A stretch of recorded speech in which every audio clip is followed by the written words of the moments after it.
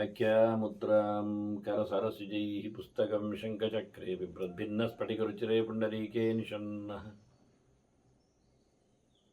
अमलानश्रीरमृतविशदैरंशविप्लावयन् मामाविर्भूयादनगमहिमा मानसे वागधीशः नमस्ते प्राणेश प्रणतविभवायामनिमगाः नमः स्वामिन् रामप्रियतमनमन् गुरुगुण नमस्तुभ्यं भीमप्रबलतमकृष्णेष्ट भगवन् नमः श्रीमन्मध्वप्रदिश सुदर्शन्नो जय जय श्रीगुरुभ्यो नमः नारायणं सुरगुरुं जगदेकनाथं भक्तप्रियं सकललोकनमस्कृतं च त्रैगुण्यवर्जितमजं विभुमाद्यमीशं वन्दे भवग्रम् अमरासुरसिद्धवन्द्यं नारायणं नमस्कृत्य नरं चैव नरोत्तमं देवीं सरस्वतीं व्यासं ततो जयमुदीरये ವೇದವ್ಯಾಸುರ ಮಹಾಭಾರತದ ಚಿಂತಕರಿಗೆ ವಂದನೆಗಳು. ಶಾಂತಿ ಪರ್ವದ 399ನೆಯ ಪ್ರವಚನ. ವೃತ್ರಾಸುರನ ಪ್ರಶ್ನೆಗೆ ಉತ್ತರವಾಗಿ ಸನತ್ಕುಮಾರರು, ಅದರಲ್ಲಿಯೂ ಶುಕ್ರಾಚಾರ್ಯನ ಅಲ್ಲಿ ಉಪಸ್ಥಿತಿಯಲ್ಲಿ ಅವರು ಹೇಳಬೇಕಾಗಿರತಕ್ಕ ಸಂಗತಿಯ ನೆಲೆಯಲ್ಲಿ ಹೇಳಲು ಆರಂಭಿಸಿದ್ದಾರೆ. ವಿಶೇಷವಾಗಿ ಜೀವನ ಅತಿ ಸೂಕ್ಷ್ಮ ಗತಿಯ ಚಿಂತನೆಗಳನ್ನಿಲ್ಲಿ ಬಹಳ ಏನು ಹೇಳುವ ರಹಸ್ಯವಾಗಿ ಪಕ್ಕನೆ ಮೇಲ್ನೋಟಕ್ಕೆ ಅರ್ಥ ಆಗದ ರೀತಿಯಲ್ಲಿ ಅದೊಂದು ವೇದದ ನಡೆಯಂತೆ ತಿಳಿಸಿದ್ದಾರೆ. ಸಂಹಾರ ವಿಕ್ಷೇಪ ಸಹಸ್ರ ಕೋಟಿ ತಿಷ್ಟಂತಿ ಜೀವಾಹ. ನೋಡಿ, ಜೀವರು ಬರ್ತಾರೆ. ಎಲ್ಲಿರ್ತಾರೆ? ಸಂಹಾರ ವಿಕ್ಷೇಪ ಸಹಸ್ರ ಕೋಟಿ. ಸಂಹಾರ ಅನ್ನುವಾಗ ನಮಗೆ ಅರ್ಥ ಆಯಿತು, ಸಂಹಾರ ಅಂತ ನಾಶ ಅಂತ. ವಿಕ್ಷೇಪ ಅಂದ್ರೇನು? ವಿಕ್ಷೇಪ ಅಂದರೆ ಸೃಷ್ಟಿ ಅಂತ ಅರ್ಥ ಇಲ್ಲಿ. ಪ್ರಕ್ಷೇಪ ಹೇಗೆ ಹಾಕುವುದು ಅಂತ ಅರ್ಥ ಆಗ್ತದೋ ಹಾಗೆ ವಿಕ್ಷೇಪ ಅಂದರೆ ಹೊರಗೆ ಹಾಕುವುದು, ಸೃಷ್ಟಿ. ನಾಶ ಸೃಷ್ಟಿ ಇದೆಂಥದ್ದು? ಸಾವಿರ ಗಟ್ಟಲೆ. ಸಂಹಾರ ವಿಕ್ಷೇಪ ಸಹಸ್ರ ಕೋಟಿ, ಸಾವಿರ ಕೋಟಿ ಗಟ್ಟಲೆ ಜೀವರು ಈ ಸೃಷ್ಟಿ ಸಂಹಾರಗಳಲ್ಲಿ ನಿರಂತರವಾಗಿ ಸಿಗ್ತಾರೆ. ಪ್ರಚರಂತಿ ಚಾನ್ಯೇ. ಕೆಲವರೆಲ್ಲ ಪರಮಾತ್ಮನೆಡೆಗೆ ಸಾಕ್ತಾರೆ, ಪರಂಪ್ರತಿಚರಂತಿ. ಅದಕ್ಕಾಗಿ ಪರಂಚರಂತಿ, ಬಹಳ ಉತ್ತಮವಾಗಿ ಸಾಧನೆಯನ್ನು ಮಾಡ್ತಾರೆ, ಆಚರಣೆಗಳನ್ನು ನಡೆಸ್ತಾರೆ. ಹಾಗೆ ಪರಂಚರಂತಿ, ದೊಡ್ಡದಾದ ಚಿಂತನೆಯನ್ನು ನಡೆಸ್ತಾರೆ. ಹೀಗೆ ಬಹಳ ಅರ್ಥಗಳಲ್ಲಿ ಕೆಲವು ಜೀವರು ತಿರುಗ್ತಾನೇ ಇರ್ತಾರೆ, ಕೆಲವು ಜೀವರು ಒಳ್ಳೆಯ ಸಾಧನೆಗಳನ್ನು ಮಾಡ್ತಾರೆ. ಪ್ರಜಾ ನಿಸರ್ಗಸ್ಯ ಚ ಪಾರಿಮಾಣ್ಯಂ. ಹೀಗೆ ಸೃಷ್ಟಿಯ ಜೀವರ ಲೆಕ್ಕಾಚಾರ ಕೇಳಿದರೆ ಎಂಥದ್ದು ಹೇಳೋದು? ವಾಪಿ ಸಹಸ್ರಾಣಿ ಬಹೂನಿ ದೈತ್ಯ. ಸಾವಿರ ಗಟ್ಟಲೆ, ಅದು ತುಂಬ ಸಾವಿರಗಳು ಬಾವಿಗಳು ಇದ್ದಾಗೆ ಅಂತ. ಇದ್ದಾಗೆ ಅಂತ ಹೇಳೋದು ಬಾವಿಗಳು ಅಂತಾರೆ. ನೋಡಿ, ಪ್ರಜಾ ನಿಸರ್ಗಸ್ಥೆ ಚ ಪಾರಿಮಾಣ್ಯಂ. ಜೀವರ ಸೃಷ್ಟಿಯ ಲೆಕ್ಕಾಚಾರ ಏನು ಕೇಳಿದರೆ, ಪರಿಮಾಣ ಏನು ಕೇಳಿದರೆ, ಅದು ರಾಶಿಗಟ್ಟಲೆ ಬಾವಿ. ವಾಪಿ ಎನ್ನುವುದು ಬಾವಿ ಎನ್ನುವ ಅರ್ಥ ಉಂಟು, ಸರಿ. ಅಲ್ಲಿ ವಾಹ ಪೀಹಿ, ವಾ ಮತ್ತೆ ಪಿ. ವಾ ಅಂದರೆ ವಾಹವಾರಿ, ನೀರು ಅಂತ ಅರ್ಥ. ಪಿ ಅಂದರೆ ಪಾನ ಅಂತ ಅರ್ಥ, ಪೀಯತೆ ಅಂತ. ಹಾಗಾಗಿ ಎಲ್ಲಿ ನೀರಿನ ಪಾನಕ್ಕೆ ಅವಕಾಶ ಇದೆಯೋ ಅದು ವಾಪಿ ಅಂತ ಅರ್ಥದಲ್ಲಿ ಬಾವಿಗೆ ಒಂದು ನಾವು ಅರ್ಥ ಮಾಡುತ್ತೇವೆ. ಆದರೆ ವಪು ಬೀಜ ಸಂತಾನೆ ಅಂತ ಅರ್ಥ ಮಾಡಿಕೊಂಡಾಗ ವಾಪಿ ಶಬ್ದಕ್ಕೆ ಸೃಷ್ಟಿ ಅಂತ ಅರ್ಥ ಆಗ್ತದೆ. ವಪಂತಿ ಅಂತ ಹೇಳಿಕೊಳ್ಳುವಾಗೆ, ಉಪುತ ಅಂತ ಹೇಳಿಕೊಳ್ಳುವಂತೆ. ಹಾಗಾಗಿ ವಾಪಿ ಶಬ್ದದಲ್ಲಿ ಬೀಜ ಸಂತಾನಗಳ ಸೃಷ್ಟಿ ಚಿಂತನೆಗಳ ಶಬ್ದಗಳಿರಲಾಗಿ ಇದನ್ನಲ್ಲಿ ಸಂಬಂಧಪಟ್ಟು ತೋರಿಸಿದ್ರು. ಹೀಗೆ ಕೆಲವು ನಿಗೂಢವಾದ ಭಾಷೆಗಳಲ್ಲಿ ಇದನ್ನು ಉಲ್ಲೇಖ ಮಾಡ್ತಾರೆ. ಇಷ್ಟು ಸ್ಪಷ್ಟವಾಗಿ ವ್ಯಾಖ್ಯಾನಕಾರರಲ್ಲಿ ಇದರ ಬಗ್ಗೆ ಹೇಳಲು ಹೊರಟಿಲ್ಲ. ಸಬ್ಜೆಕ್ಟ್ ಓವರಾಲ್ ನೋಡಿರ್ತಾರೆ, ಅದರದನ್ನು ಶಾಬ್ದಿಕವಾಗಿ ಹೇಳುವ ರೀತಿಯಲ್ಲಿ ಅದು ಬಹಳ ಕೇವಲ ಪಾಠಲಭ್ಯವಾದ ಸಂಗತಿ ಇದ್ದಾಗೆ. ವಾಪ್ಯ ಪುನಃ ಯೋಜನ ವಿಸ್ತೃತ ತಾಹ. ನೋಡಿ, ನೀವೀಗ ಬಾವಿ ಎನ್ನುವುದನ್ನು ಇಲ್ಲದೆ ಬೀಜಗಳ ಚಿಂತನೆಯಲ್ಲಿ ಉಲ್ಲೇಖ ಮಾಡಿದರೆ ಮುಂದೆ ಬಾವಿಯ ಅಳತೆ ಹೇಳ್ತಾರಲ್ಲ, ಅದಕ್ಕೆ ಹೇಳಿದ್ದು ನಾನು. ಬಾವಿಯೂ ಉಂಟು, ಇಲ್ಲ ಅಲ್ಲ. ಬಾವಿಯ ಬಗ್ಗೆ ಮಾತಾಡಿದ್ರಿಂದ ಅದು ಒಂದು ರೀತಿಯಿಂದ ನಮಗೆ ಉದಾಹರಣೆ ಕೊಟ್ಟಾಗಿ, ನಿದರ್ಶನಾರ್ಥಂ ಇದ್ದಾಗಿ. ಅದು ಕೊನೆಗೂ ನಿದರ್ಶನಾರ್ಥವಾಗಿ ನಡೀತದೆ ಮುಂದೆ ಹೋಗ್ತಾ. ಇದು ಬಾವಿ ನಾವು ಸಾವಿರ ಗಟ್ಟಲೆ ಲೆಕ್ಕಾಚಾರ ಇಲ್ಲದಷ್ಟು ಬಾವಿಯ ಲೆಕ್ಕ ಅದು ಜೀವದ ಸೃಷ್ಟಿ ಅಂತ ಹೇಳಿದ್ದು. ಅಂದರೆ ಜೀವದ ಸೃಷ್ಟಿಗೂ ಬಾವಿಯ ಲೆಕ್ಕಕ್ಕೆ ಏನು ಲೆಕ್ಕ ಅರ್ಥ? ಒಂದು ಜೀವಕ್ಕೆ ಒಂದು ಬಾವಿ ಅಂತ ಅರ್ಥವ? ಅಲ್ಲ. ಅದಕ್ಕೆ ವಾಬಿ ಶಬ್ದ ಆಗಿದ್ದು. ಅಲ್ಲಿ ನೀರಿದೆ ಅಂತ ಹೇಳಲಿಕ್ಕೆ ಅಲ್ಲಿ ನೀರಿನ ಕಣಗಳು ಎಷ್ಟಿವೆ? ಅಯ್ಯೋ, ಒಂದು ಬಾವಿಯಲ್ಲಿ ನೀರಿನ ಬಿಂದು ಎಷ್ಟು ಹೇಳೋದು ನಾವು? ಕೊಡಪಾನ ಆದ್ರೂ ಮೆಲ್ಲಕ್ಕೆ ಹೇಳಬಹುದೇನು? ಒಂದು 1,00,000 ಕೊಡಪಾನ ಹಿಡಿತದೆ ಈ ಬಾವಿಯಲ್ಲಿ, ಹಾಗೇನೆ ಮಾತಾಡಲಿಕ್ಕೆ ಬರ್ಬೋದು. ಲೀಟರ್ ಗಟ್ಟಲೆ ಟ್ಯಾಂಕಿಯ ಬಗ್ಗೆ ಮಾತಾಡುವಾಗ ಹೇಳಿದ್ದಾರೆ, ಡೈಮೆನ್ಷನ್ ನೋಡಿಕೊಂಡೆಲ್ಲ ಹೇಳುತ್ತಾರೆ. ಇಷ್ಟು ಉದ್ದಳತೆಗಳಲ್ಲಿ ಇರತಕ್ಕಂತಹ ನೀರಿನ ಮಟ್ಟದಲ್ಲಿ ಇಷ್ಟು ಲೀಟರ್ ನೀರು ಹಿಡಿತದೆ ಅಂತ ಟ್ಯಾಂಕಿಯ ಲೆಕ್ಕಾಚಾರ ಅವರಿಗೆ ಉಂಟು. ಹಾಗೆ ಬಿಂದುಗಳನ್ನು ಹೇಳಬೇಕೀಗ, ಲೀಟರ್ ಮಾತ್ರ ಅಲ್ಲ. ಒಂದು ಲೀಟರ್ನಲ್ಲಿ ನೀರಿನ ಬಿಂದು ಕಣ ಹೇಳೋದು ಹೇಗೆ? ಕಣ ಎಷ್ಟೋ ಫ್ರ್ಯಾಕ್ಷನ್ ಮಾಡಲಿಕ್ಕೆ ಬರ್ತದೆ. ಗಾಳಿಯಲ್ಲಿ ನೀರಿನ ಕಣ ಸಿಕ್ಕಿದಾಗ ಎಷ್ಟು ಸಣ್ಣ ಹನಿ ಇರುವುದಿಲ್ಲ. ಪನಿ, ಅದು ಸಂಸ್ಕೃತದ ಶಬ್ದ ಪನಿ, ಅದು ಹನಿ ಕನ್ನಡದಲ್ಲಿ. ಎಷ್ಟು ಪನಿ ಇಲ್ಲ. ಅದನ್ನ ವಾಪಿ ಅನ್ನುವಲ್ಲಿ ನೀರಿನ ಪನಿ, ವಾಪಿ, ಪನ್ನೀರು ಆದದ್ದೇ ಹಾಗೆ ನೀರು ಪನ್ನೀರು. ಅದನ್ನು ಅಷ್ಟು ನೀರಿನ ಕಣಗಳು ಎಷ್ಟುಂಟೋ ಅಷ್ಟು ಜೀವರಾಶಿಗಳ ಸೃಷ್ಟಿ. ಎಷ್ಟು? ಒಂದು ಬಾವಿಯಲ್ಲ, ಒಂದು ಬಾವಿಯಲ್ಲೇ ಲೆಕ್ಕ ಹೇಳ್ತಾರೆ ಸಾವಿರ ಗಟ್ಟಲೆ ಬಾವಿಯ ನೀರಿನಲ್ಲಿನ ಕಣಗಳ ಲೆಕ್ಕಾಚಾರದಲ್ಲಿ ಜೀವನ ಸೃಷ್ಟಿ ಅದ್ಭುತವಾಗಿದೆ. ಈಗ ನಾವು ಮ್ಯಾನ್ಕೈಂಡ್ ಅಂತ ಹೇಳಿಕೊಂಡ್ರೆ ಈಗ ಒಂದು 500-600 ಕೋಟಿ ನಾವು ಜನರನ್ನು ಹೇಳುತ್ತೇವೆ ಇಡೀ ವಿಶ್ವದಲ್ಲಿ.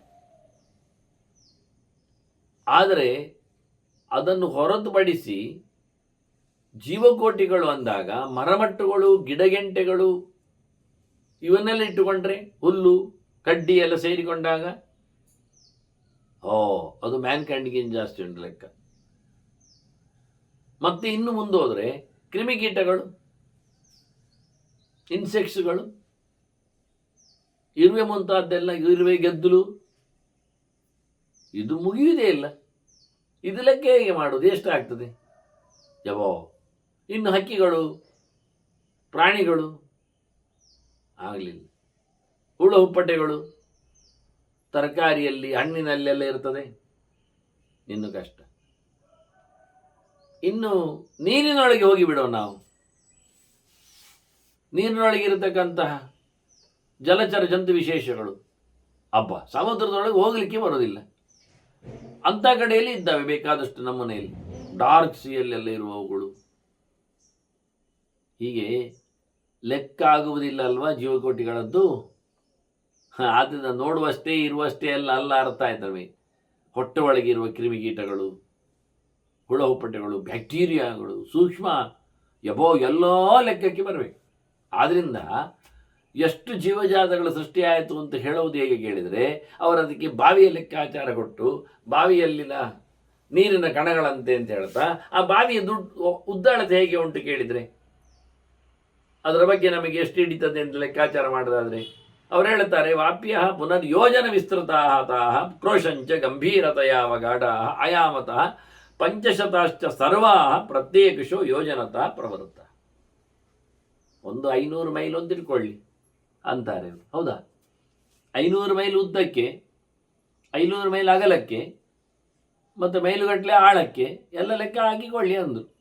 ಎಷ್ಟು ಹೇಳಿದ್ದೊಂದೇ ಲೆಕ್ಕ ಆಗುವುದಿಲ್ಲ, ನಮಗೆ ಲೆಕ್ಕ ಗೊತ್ತಾಗುವುದಿಲ್ಲ. ಯಾಕೆ? ಯೋಜನೆ ಶಬ್ದಕ್ಕೆ 10 ಮೈಲು ಅಂತ ಅರ್ಥ ಸಾಮಾನ್ಯ. ಕಮ್ಮಿ ಮಾಡಲಿಕ್ಕೂ ಬರ್ತದೆ, ಹೆಚ್ಚೆಷ್ಟು ಮಾಡಲಿಕ್ಕೂ ಆಗ್ತದೆ, ಗೊತ್ತಿಲ್ಲ. ಅಷ್ಟೇ ಅಲ್ಲ, ಶತಶಬ್ದಕ್ಕೂ ಹಾಗೆ ಇಲ್ಲಿ ಹೇಳಿದ್ದೇನೆ ಕೊನೆ ಹೇಳುವಾಗ ಪಂಚಶತಾಶ್ಚ ಸರ್ವಾಹ ಅಂತ ಹೇಳಿದ್ದು. ಶತವು ಶತಂ ಸಹಸ್ರಮಯಿತಂ ಅಂತ ಹೇಳಿಕೊಂಡು ಎಲ್ಲ ಅಕ್ಷಯವಾಚಕ ಅಂತ ಕೋಶಕಾರ ಹೇಳುವಂಥದ್ದು. ರೌಂಡ್ ಫಿಗರಿಗಾಗಿ 100 ಹೇಳುವ ಕ್ರಮ ಅಷ್ಟೇ. ಆದ್ದರಿಂದ ಲೆಕ್ಕಾಚಾರ ಸಿಗುವುದಿಲ್ಲ ಸರಿಕಟ್ಟಲ್ಲಿ. ಅಂತಹ ಬಾವಿಗಳ ಅದದ್ದು ಲೆಕ್ಕ ಸರಿ ಇಲ್ಲ. ಹಾಗಾದರೆ ಜಲಕಣಗಳನ್ನು ನಾವು ಎಷ್ಟೊಂದು ಲೆಕ್ಕ ಹಾಕಿ ಹೇಳುವ, ಹೇಗೆ ಹೇಳುವ? ಆಗಲಿಲ್ಲ. ಇದು ಜೀವಕೋಟಿಗಳ ಕ್ರಮ ಅಂತ. ಎಲ್ಲ ಬಾವಿಗಳ ಪ್ರಮಾಣವೇ ಹೀಗೆ ಬಹಳ ದೊಡ್ಡದು. ಇನ್ನು ಮುಂದೆ ಹೇಳಿದರೆ ಸೃಷ್ಟಿಯಾಗುವ ಕ್ರಮೆ ಹೇಗುಂಟು ಹೇಳಿದರೆ, ವಾಪ್ಯ ಜಲಂ ಕ್ಷಿಪ್ಯತಿ ಬಾಲಕೋಟ್ಯ ತು ಅನ್ನ ಸಕೃತ ಚಾಪ್ಯತ ನ ದ್ವಿತೀಯಂ.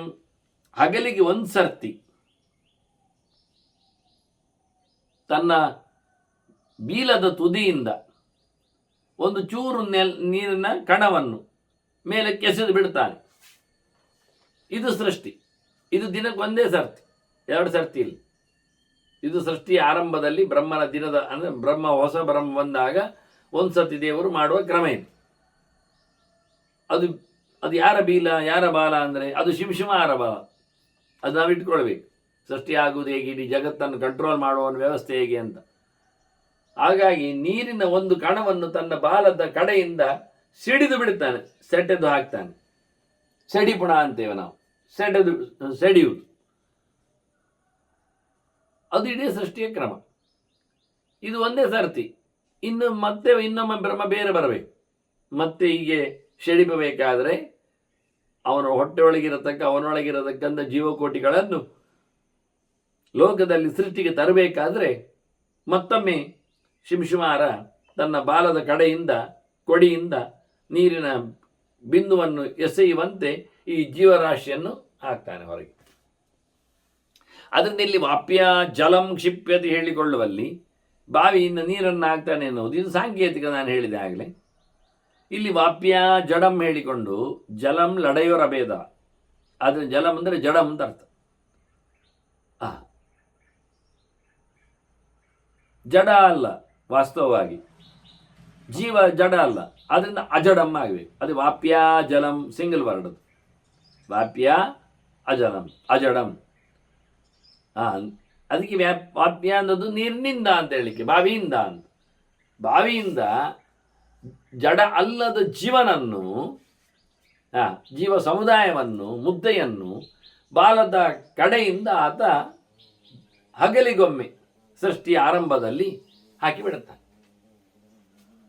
ತಾಸಾಂ ಕ್ಷಯೇ ವಿದ್ಧಿ ಪರಂ ವಿಸರ್ಗಂ ಸಂಹಾರಮೇಕಂಚ ತಥಾ ಪ್ರಜಾ. ಹಾಗೆ ಅವುಗಳ ಹುಟ್ಟಿ ಬಂದವುಗಳದ್ದೆಲ್ಲರದ್ದು ಮುಗಿದಾದ ನಂತರ ಅಲ್ಲಿಗೆ ಪ್ರಳಯ ಅಂತ ಅರ್ಥ. ಮತ್ತೆ ಪುನಃ ಸೃಷ್ಟಿ ಆಗ್ತದೆ. ಮತ್ತೆ ಪುನಃ ಬಾಲದ ತುದಿಯಿಂದ ಮತ್ತೊಂದಿಷ್ಟು ಜೀವರಾಶಿಗಳನ್ನು ಆತ ಇನ್ನೊಮ್ಮೆ ಸೃಷ್ಟಿ ಮಾಡ್ತಾನೆ. ಅದು ಮತ್ತೆ ಹೋಗ್ತದೆ. ಹೀಗೆ ಕ್ರಮ. ಸೃಷ್ಟಿ ಸಂಹಾರಗಳು ಪ್ರಮುಖವಾಗಿ ನಡೀತಾ ಇರ್ತದೆ ಅನ್ನೋದಕ್ಕೊಂದು ಬಹಳ ಸುಂದರವಾದ ಒಂದು ದೃಷ್ಟಾಂತವನ್ನು ಉಲ್ಲೇಖ ಮಾಡಿದರು, ತೋರಿಸಿಕೊಟ್ರು. ದಾರ್ಷ್ಟಾಂತಿಕ ರೀತಿಯಂತೆ ತೋರಿಸಿಕೊಟ್ರು ಅದನ್ನು. ಮತ್ತೆ ಸೃಷ್ಟಿಗೆ ಬಂದವರು ಹೇಗಿದ್ದಾರೆ ಅಂದರೆ ಬಣ್ಣ ಬಣ್ಣದಲ್ಲಿದ್ದಾರಂತೆ. ಎಂತೆಲ್ಲ ಬಣ್ಣ ಉಂಟು ಕೇಳಿದರೆ ಅವರಿಗೆ 6 ಬಣ್ಣ ಉಂಟು ಪಟ್ಟಿಗೆ. ಷಡ್ ಜೀವವರ್ಣಾ ಪರಮಂ ಪ್ರಮಾಣಂ. ಇವರಿಗೆಲ್ಲ 6 ಬಣ್ಣ ಉಂಟು ಅಂತೇಳಿ ಅದು ಶುದ್ಧವಾದಂಥ ವ್ಯವಸ್ಥೆ. ಯಾವುದೆಲ್ಲ 6 ಬಣ್ಣ ಕೇಳಿದರೆ ಕೃಷ್ಣ ಧೂಮ್ರ ನೀಲಮಥಾಸ್ಯ ಮಧ್ಯಂ ರಕ್ತಂ ಪುನಃ ಮತ್ತೆ ಸಖ್ಯಧರಂ ಸುಗಂತು ಹಾರಿದ್ರ ವರ್ಣಂ ಸುಸಿಕಂಚ ಶುಕ್ಲಂ. ಮೊದಲಿಗೆ ಕೃಷ್ಣ ಕಪ್ಪು ಬಣ್ಣ, ಮತ್ತೆ ಧೂಮ್ರ ಸ್ವಲ್ಪ ಬಿಳಿ ಮಿಕ್ಸ್ ಆಗಿದೆ, ಕೆಂಪು ಮಿಕ್ಸ್ ಆಗಿದೆ ಕಪ್ಪಿಗೆ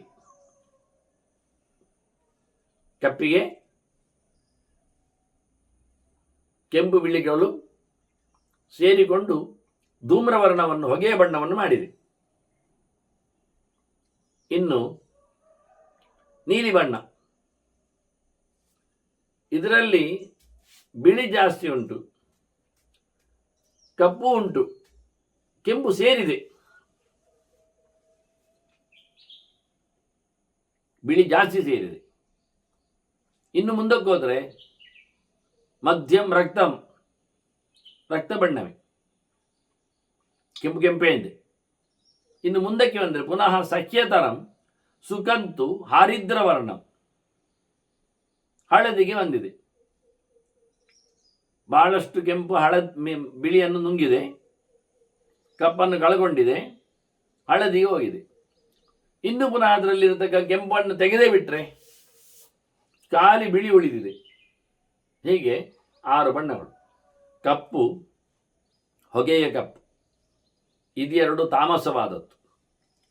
ನೀಲಿ, ಕೆಂಪು, ಇದು ರಾಜಸವಾದದ್ದು. ಅದರಲ್ಲಿಯೂ ಕೆಂಪು ರಾಜಸದಲ್ಲಿ ಸ್ವಲ್ಪ ವಾಸಿ, ನೀಲಿ ರಾಜಸದಲ್ಲಿ ಹೆಚ್ಚು ಹಾಳು. ಹಾಗೆ ಕಪ್ಪಿನಲ್ಲಿ ಶುದ್ಧ ಕಪ್ಪು ಅದು ಹೆಚ್ಚು ಹಾಳು, ಸ್ವಲ್ಪ ಹೊಗೆ ಬಣ್ಣ ಅದು ಸಾತ್ವಿಕದಲ್ಲಿ ಸ್ವಲ್ಪ ತಾಮಸದಲ್ಲಿ ಸ್ವಲ್ಪ ಒಳ್ಳೆಯದು. ಕಪ್ಪು ತಾಮಸ, ಅದರಲ್ಲಿ ಧೂಮ್ರವರ್ಣ ಇದ್ದರೆ ಅದಕ್ಕಿಂತ ಸ್ವಲ್ಪ ಒಳ್ಳೆಯ ತಾಮಸ, ಹೆಚ್ಚು ಸಾತ್ವಿಕ ಭರಿತ ತಾಮಸ. 2 ತಾಮಸ ಕೆಟಗರಿಗೆ ವರ್ಣ. ಇನ್ನು ಮಧ್ಯವರ್ಣದಲ್ಲಿ ರಕ್ತ, ಸ್ವಲ್ಪ ಜಾಸ್ತಿ ಕೆಡುಕು, ತಾಮಸಕ್ಕೆ ಹೆಚ್ಚು ಒತ್ತು ಕೊಟ್ಟದ್ದು ನೀಲ. ಇನ್ನು ಬಿಳಿ ಶುದ್ಧವಾದದ್ದು ಸಾತ್ವಿಕ, ಅದು ಹಳದಿಯಾದದ್ದು ಅದು ರಾಜಸಕ್ಕೆ ಒಲುಮೆ ಕೊಟ್ಟ ಸಾತ್ವಿಕದ ಇನ್ನೊಂದು ಮುಖ, ಡಿಗ್ರೇಡ್, ಕೆಳಗಿನ ಮುಖ. ಅದು ಶುದ್ಧ ಸತ್ವ, ಅದು ಶುಕ್ಲ. ಕಡಿಮೆ ಸತ್ವ, ಅದು ಹಳದಿ ಅಥವಾ ಹಸಿರು ಸ್ಟೈಲಲ್ಲಿ. ಆನಂತರ ಕೆಂಪು, ಅದು ಸಾಮಾನ್ಯ ರಜಸ್ಸು. ಕಡು ರಜಸ್ಸು, ಅದು ನೀಲ. ಅದರಂತೆ ಸಾಮಾನ್ಯ ತಮಸ್ಸು ಕತ್ತಲೆಯ ಬಣ್ಣ, ಹೊಗೆಯ ಬಣ್ಣ. ಕಡು ತಮಸ್ಸು ಪೂರ ಕಪ್ಪೆ. ಇದಿಷ್ಟು ಬಣ್ಣಗಳ ಬಗ್ಗೆ ಮಾತಾಡಿ, ಪರಂತು ಶುಕ್ಲಂ ವಿಮಲಂ ವಿಶೋಕಂ ಗತಕ್ಲಮಂ ವಿದ್ಯತಿ ಗತಕ್ಲಮಂ ಸಿದ್ಧ್ಯತಿ ದಾನವೇಂದ್ರ. ಇದರಲ್ಲಿ ಕಡೆಯದ್ದು ಹೇಳಿದ್ದು ಬಿಳಿ ಉಂಟಲ್ಲ, ಅದು ಸತ್ವ, ಅದು ಮುಖ್ಯ. ಪರಂತು ಶುಕ್ಲಂ ವಿಮಲಂ, ಇದು ಯಾವುದೇ ಕೆಟ್ಟದ್ದರ ಬೆರಕೆಯಲ್ಲಿಲ್ಲ. ವಿಶೋಕಂ, ಅದು ನಮಗೆ ದುಃಖವನ್ನು ಕೊಡುವುದಿಲ್ಲ. ಸತ್ವದಿಂದ ಮನುಷ್ಯನಿಗೆ ಸುಖ ಬರ್ತದೆ, ಜ್ಞಾನ ಹೇಳ್ತದೆ, ಬಲ ಬರ್ತದೆ, ಎಲ್ಲ ಅರ್ಥಗಳನ್ನು ತ್ರಿಗುಣಗಳ ವ್ಯಾಪ್ತಿಯಲ್ಲಿ ಹೇಳಿಯಾಗಿದೆ. ಕೃಷ್ಣನು ಹೇಳಿದ್ದಾನೆ. ಹಾಗಾಗಿ ಸತ್ವಗುಣವನ್ನು ಮೈಗೂಡಿಸಿಕೊಂಡವನು ಸಂಕಷ್ಟಕ್ಕೆ ಒಳಗಾಗುವುದಿಲ್ಲ, ಅವನು ಬದುಕನ್ನು ಸಿದ್ಧಿಸಿಕೊಳ್ತಾನೆ ಅಂತ ವೃತ್ರನಲ್ಲಿ ಹೇಳ್ತಾರೆ ಸನತ್ ಕುಮಾರರು. ಹೇಗೆ ಅವನು ಜೀವನ ಗತಿ ಹೇಗಿರುತ್ತದೆ ವ್ಯವಸ್ಥೆಯಲ್ಲಿ, ಅದರ ಚಿಂತನೆಯನ್ನು ಸನತ್ ಕುಮಾರ್ ಹೇಳಿದರು.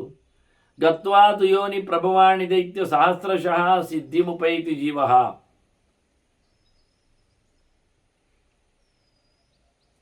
ಎಷ್ಟೋ ತಪ್ಪುಗಳಾಗಿರ್ತವೆ, ಎಷ್ಟೋ ಬಯಕೆಗಳು ಮೂಡಿರ್ತವೆ, ಎಷ್ಟೋ ಪ್ರಾರಬ್ಧಗಳು ಉಳಿದಿರ್ತವೆ. ಹೀಗಾಗಿ ಆತ ಎಷ್ಟೋ ಜನ್ಮಗಳಲ್ಲಿ ಬರ್ತಾನೆ. ಪರಂತು ಯೋನಿ ಗತ್ವಾತು ಯೋನಿ ಪ್ರಭವಾಣಿ ದೈತ್ಯ ಸಹಸ್ರಶಃ, ಸಾವಿರ ಗಟ್ಟಲೆ ದೇಹಗಳನ್ನು ಪಡೆದ ನಂತರ ಕೊನೆಗೆ ಅವನು ಕರ್ಮಸಿದ್ಧನಾಗ್ತಾನೆ, ಎಚ್ಚರವನ್ನು ಪಡಿತಾನೆ. ಗತಿಂಚಯಾನ್ ದರ್ಶನಮೇತಿ ದೇಹಿ. ಹೀಗೆ ಹೋಗ್ತಾ ಹೋಗ್ತಾ ಹೋಗ್ತಾ ಅವನಿಗೆ ದರ್ಶನ ಬರ್ತದೆ ಅಲ್ಲರಿ. ದರ್ಶನ ಮೇತಿ ಅಂದರೆ ಸಾಧು ದರ್ಶನ. ಅವನಿಗೆ ಒಳ್ಳೆಯವರು ಕಾಣಲಿಕ್ಕೆ ಸಿಗ್ತಾರೆ. ದರ್ಶನ ಮೇತಿ ಅಂದರೆ ಕಾಣಲಿಕ್ಕೆ ಸಿಗ್ತದೆ. ಏನು? ಸಜ್ಜನರು ಕಾಣಲಿಕ್ಕೆ ಸಿಗ್ತಾರೆ. ಎಷ್ಟೋ ಜನ್ಮಗಳನ್ನು ಸವಿಸುತ್ತಿರುವಾಗ ಎಲ್ಲಿಯೋ ಒಂದು ಕಡೆಯಲ್ಲಿ ಸಜ್ಜನರ ಸಹವಾಸ ಆಗ್ತದೆ. ಈಗ ಅವನಿಗೆ ಬದುಕು ತಿರುಗುವ ಬಗೆ. ಅವರೇನು 4 ಸುದ್ದಿ ಕೇಳ್ತಾರೆ, ಹೇಳ್ತಾರೆ, ಅದು ಮುಂದುವರಿತದೆ. ಹೀಗಾಗಿ ಸಾಧುಗಳ ಸಂದರ್ಶನ, ಭೇಟಿ, ಒಡನಾಟ ಮನುಷ್ಯನ ಬದುಕಿನ ಬಾಗಿಲನ್ನು ತೆರೀತದೆ. ಅದಕ್ಕೆ ದರ್ಶನಾದೇವ ಸಾಧವ ಅಂದದು. ತೀರ್ಥಕ್ಷೇತ್ರಕ್ಕೆ ಹೋಗಿ ಹೇಳುವುದು ತೀರ್ಥದಲ್ಲಿ ಮುಳುಗಲಿಕ್ಕೆ ಮುಖ್ಯ ಅಲ್ಲ, ಅಥವಾ ಅಲ್ಲಿ ಫ್ರೀ ಪ್ರಸಾದ ಕೊಡ್ತಾರೆ ಅದನ್ನು ತಿನ್ನುವುದು, ಅಲ್ಲಿ ಕಂಬಕ್ಕೆ ಒರೆಸುವುದಲ್ಲ. ಅಲ್ಲಿ ಸೇರುವುದು, ಅಲ್ಲಿ ಯಾರೋ ಸಾಧುಗಳು, ಸಂತರು, ಋಷಿಗಳು, ಮುನಿಗಳು ಅವ್ಯಕ್ತವಾಗಿ ನಿಗೂಢವಾಗಿ ಎಲ್ಲೂ ಸಾಧನೆ ಮಾಡ್ತಾ ಇರ್ತಾರೆ, ಅವರಿಗೆ ಸಿಕ್ಕಿ ನಾವು ಅವರಿಂದ ಗಟ್ಟಿಯಾಗುವುದು. ಮತ್ತು ಅವರಿಗೆ ಉಪಟಳ ಕೊಡುವುದಲ್ಲ, ಹೋಗಿ ನಮ್ಮದು ಒಂದಿಷ್ಟು ಉಪ್ಪಿನಕಾಯಿಯೆಲ್ಲ ಅಲ್ಲಿ ಇಟ್ಟು ಅವರಿಗೆ ಎಂತ ಬೇಕಾದೆಲ್ಲ. ಇದು ಮನೆಯಿಂದಲೇ ಮಾಡಿದ್ದು, ನಮ್ಮ ಮಗಳು ಬೇಕು ಹೇಳಿದ್ದ ಅಂತ ಮಾಡಿದ್ದೇವೆ. ಅವರೇ ಅದು ಪುರಾಣ ಎಲ್ಲ ಬೇಕು ಅವರಿಗೆ. ಕೇಳಿದ್ರು ಅವರು ನಮ್ಮ ಹತ್ರ, ಯಾರು ಮಾಡಿದ್ದು, ಎಷ್ಟು ಮಾಡಿದ್ದು, ಹೇಗೆ ಮಾಡಿದ್ದು, ಯಾಕೆ ಮಾಡಿದ್ದು ಅಂತ. ದಿನ ನಾವು ಬೆಳಿಗ್ಗೆ ಚಪಾತಿ ತಿನ್ಲಿಕ್ಕೆ ಅದನ್ನೇ ಹಾಕೊಳ್ತಿದ್ದೆವು. ಮಾರಾಯ ನಿನ್ನ ಪುರಾಣ ನನಗೆ ಬೇಡ ಅಂತಾರೆ, ಕಿವಿಯೇ ಕೊಡೋದಿಲ್ಲ. ನೀನು ಯಾವುದಕ್ಕಾದರೂ ಬೆತ್ತಿ ತಿನ್ನು, ನಿನ್ನ ಉಪ್ಪಿನಕಾಯಿಯನ್ನು ನೆಕ್ಕು, ನಮಗೆ ಅದರಲ್ಲೇ ಕೈ ತೊಳಿ. ಅದು ತಾನು ಭಾರಿ ಭರವಸೆನಲ್ಲಿ ತಂದಿದ್ದೇನೆ ಅಂತ ಹೇಳಿಕೊಳ್ಳುವ ಒಂದು ಇರಾದೆಗಳು. ತೀರ್ಥಕ್ಷೇತ್ರ ಸಂಚಾರಗಳ ಮಾಡಿದರೆ ಅಲ್ಲಿನ ತೀರ್ಥಗಳ ದೊಡ್ಡ ಸಂಗತಿ ಅಲ್ಲ. ಅಲ್ಲಿ ನಮ್ಮ ಸಂಕಟದಿಂದ ತಾರಣ ಮಾಡುವವರು ಜ್ಞಾನಿಗಳು. ಅವರನ್ನು ಮಾತಾಡಿಸ್ಬೇಕು, ಅವರ ಅನುಗ್ರಹಕ್ಕೆ ಪಾತ್ರರಾಗಬೇಕು, ಅವರು ಚಿಂತನೆಯನ್ನು ಕೊಡ್ತಾರೆ. ಅಲ್ಲಿಂದ ಮುಂದುವರಿಲಿಕ್ಕಿರುವಂಥದ್ದು ನಿಜವಾಗಿ ಸರಿಯಾಗಿರುವ ಬಗೆ ಅದು. ಅದನ್ನು ಇವ ಗತಿಂಚ ಯಾನ್ ಹೀಗೆ ಬಹಳಷ್ಟು ಜನ್ಮಗಳನ್ನು ಪಡಿತಾ ಹೋಗುವಾಗ ಅವನಿಗೆ ಒಂದು ಸರ್ತಿ ದರ್ಶನಮೇತಿ ದೇಹಿ, ಅವನಿಗೆ ಒಂದು ಸರ್ತಿ ಅವನಿಗೆ ದರ್ಶನ ಆಗ್ತದೆ. ಸಾಧುಗಳು ಸಿಗ್ತಾರೆ, ಚಿಂತನೆಯವರು ಸಿಗ್ತಾರೆ, ಹೇಳಲಿಕ್ಕೆ ಸಿಗ್ತಾರೆ, ಅವರು ಕೆಲ್ಲಲಿಕ್ಕೆ ಆಗ್ತದೆ. ಅಲ್ಲಿಂದ ಮುಂದೆ ಸಿಕ್ಕೇ ಆಯ್ತಲ್ಲ, ನೋಡ್ಲಿಕ್ಕೆ ಸಿಕ್ಕಿದ್ದಲ್ಲ, ಮತ್ತೇನಾಯ್ತು ಕೇಳಿದ್ರೆ ಅವರಿಂದ ಪಾಠ ಕೇಳಿ ಗತ್ವಾ ಶುಭಂ ದರ್ಶನಮೇವ ಜಾಪಿ, ಮತ್ತೆ ಪುನಃ ಅವನಿಗೆ ದರ್ಶನ ಬರ್ತದೆ. ದರ್ಶನ ಅಂದರೆ ಶಾಸ್ತ್ರ ಜ್ಞಾನ. ಅವರನ್ನು ಸಿಕ್ಕಿ ಮಾತಾಡಿಸಿ ಜ್ಞಾನವನ್ನು ಸಂಪಾದನೆ ಮಾಡ್ತಾನೆ. ಇದು ಮುಖ್ಯವಾದಂಥ ಅವನ ಕೆಲಸ. ವಾಸ್ತವವಾಗಿ ಸಾತ್ವಿಕನಾದವನ ಕೆಲಸ ಹೀಗಿರ್ತದೆ. ಅವನು ಸುಮ್ಮನೆ ಇರುವುದಿಲ್ಲ, ಅವನು ಹೆಚ್ಚಿನ ಅಧ್ಯಯನಕ್ಕಾಗಿ ಪ್ರಯತ್ನಿಸ್ತಾನೆ.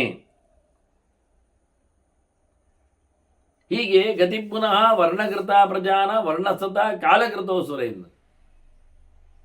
ಹೀಗೆ ಅವರವರ ಸ್ವಭಾವದಂತೆ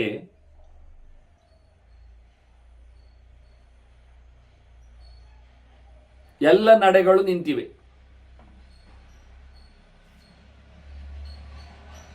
ಕಾಲಕ್ಕನುಗುಣವಾಗಿ ಅವನು ತನ್ನ ಸಾಧನೆಗಳನ್ನು ಮುಂದುವರಿಸ್ತಾ ಇರ್ತಾನೆ. ಹೀಗೊಂದು ಕ್ರಮ ವಾಸ್ತವವಾಗಿ.